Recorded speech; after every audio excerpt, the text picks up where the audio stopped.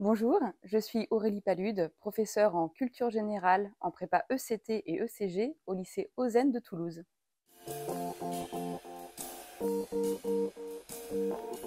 Alors effectivement, par le sport, on peut être violent et se faire violence. Le sport est une pratique réglée qui implique des formes sociales instituées. Donc c'est une violence codifiée et canalisée. On voit à travers le tir à l'arc, par exemple, comment la violence initiale, qui visait donc à blesser ou à tuer, a été en quelque sorte canalisée et réorientée. De la même façon, dans la boxe, la limite consiste à ne pas tuer son adversaire. Et d'ailleurs, l'adversaire en est un, mais n'est pas un ennemi.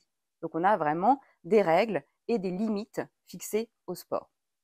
Alors, le philosophe Alain avait cette phrase que je cite: « Le boxeur n'aime pas les coups qui viennent le trouver, mais il aime ceux qu'il va chercher. Il n'est rien de si agréable qu'une victoire difficile dès que le combat dépend de nous. » Donc, on voit bien que faire du sport, c'est accepter les coups, c'est donc accepter, c'est se confronter volontairement à la violence, et c'est aussi se faire violence. Parce que, à travers le sport, on donne le meilleur de soi-même, et on va essayer de s'éprouver, d'éprouver sa valeur dans un défi à la hauteur. Le sociologue Norbert Elias a écrit un essai qui s'appelle « La civilisation des mœurs ». Et il explique en fait qu'au XIXe siècle, les collèges anglais ont valorisé le sport comme un moyen de canaliser la jeunesse, parce que la jeunesse avait besoin de se dépenser, elle passait du temps dans les tavernes, dans les beuveries, elle avait besoin effectivement de se défouler, et donc le sport offrait l'occasion d'un exutoire. Parce que le sport, finalement, c'est une façon de mimer l'agressivité, mais c'est une façon de retrouver une intensité dans un monde policé. Donc en fait, c'est une façon d'exprimer la violence, mais de la contenir. Faire du sport, c'est souvent apprendre à se faire violence. On peut penser à l'ascèse que cela implique, à la rigueur, la discipline. Donc on peut penser au film $1 Baby de Clint Eastwood, qui met en scène une femme de 30 ans qui veut devenir boxeuse professionnelle. Et alors là, les obstacles sont nombreux. Mais elle est serveuse par ailleurs, mais même pendant ses heures de service, elle va essayer de s'entraîner, de consolider ses appuis. En fait, elle met tous les moments à profit pour s'améliorer et atteindre son but. On peut penser aussi au film plus récent, La méthode Williams, qui revient sur le parcours des sœurs Serena et Venus Williams. Et on découvre que les adolescentes devaient faire des entraînements sous la pluie. Alors, on voit bien que faire du sport, c'est apprendre à se faire violence, mais finalement que la fatigue est rendue surmontable par la passion et la détermination. Donc ça, c'est un premier aspect de la violence, c'est cette violence consentie que l'on s'impose à soi-même.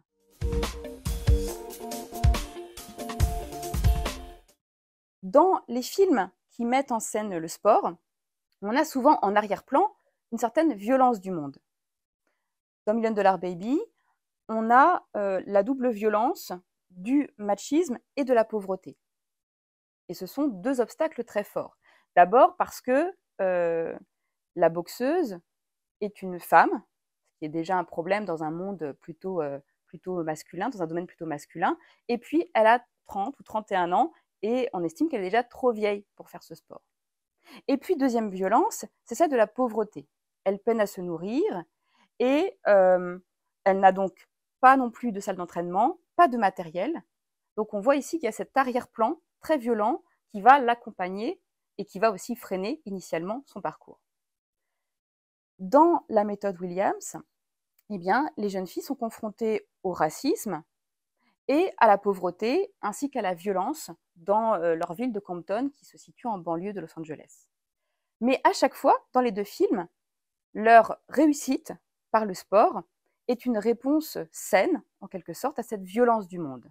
C'est-à-dire qu'en fait, par le sport, elles vont procéder à un dépassement de soi, elles vont trouver leur place dans le monde, et elles vont finalement rejeter le déterminisme qu'on voulait leur imposer.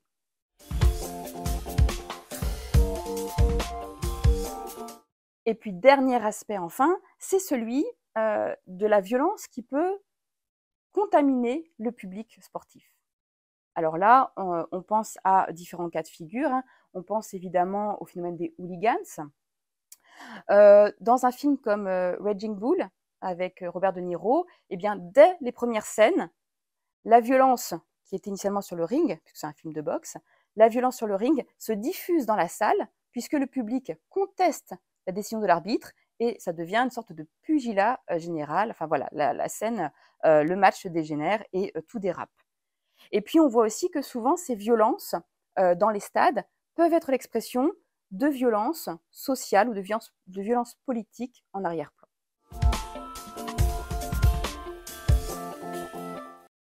Alors, je vois surtout une question qu'on peut aussi aborder, une question très contemporaine. Ce sont les violences sexuelles aussi dans le milieu du sport, qui commencent à être de plus en plus dénoncées. Et puis, ce qui est intéressant, c'est peut-être, comment dire, la difficulté à évaluer les limites de la violence. C'est-à-dire qu'en fait, lorsqu'on interviewe des sportives, souvent, ou des sportifs, eh bien, on se rend compte que leur coach a pu faire preuve de violence, mais que le sportif n'a pas perçu cela comme tel. C'est un regard extérieur qui va définir la violence, et parfois, le sportif n'a pas perçu les choses ainsi. Donc, souvent, il peut s'en rendre compte tardivement, mais ça interroge aussi les limites de la violence, puisque les violences relèvent d'une question de sensibilité, d'une question de degré, et puis parfois, eh bien, il faut des regards multiples sur une réalité pour en évaluer la violence.